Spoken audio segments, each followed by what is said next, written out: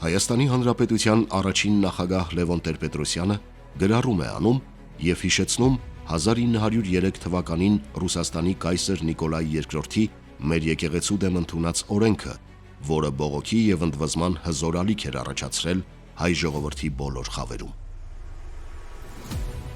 Եթե հայ ժողովուրդը հզոր Ռուսաստանի կայսրին հաղթահարեց,